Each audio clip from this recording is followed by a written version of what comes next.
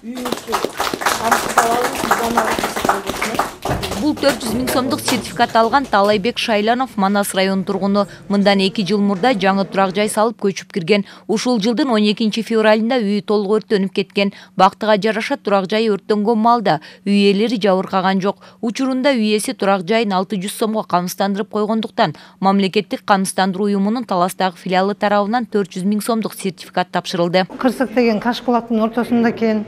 Жаңы эле 2 жыл болгон киргенибизге ремонт жасап, жаңы кирип киргенибизге анан эч жашоого мүмкүн эмес. 7 бөлмө бүт күйүп кетти, ушу электричестводон. От деле жок болчу анчалык. Үйдө эч ким жок эле.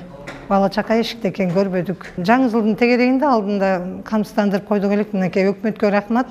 Камсыздандырып койсоң бул да болсо бизге жардам, үйгө бул да болсо жардам экен. 400 000 сом буйруса алып атабыз.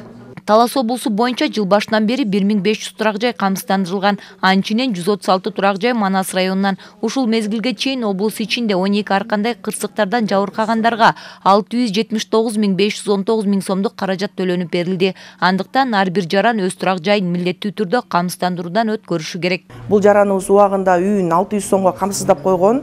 Анан мүмкүнчүлүктөн пайдаланып айтып кетмекчимин. Талас шаарынын, Талас облусунун дегеле тургундары үйлөрүңүздөрдү камсыздап койсоңуздар, баягы кырсык Кашкабактын ортосунда айтпай келет дейт.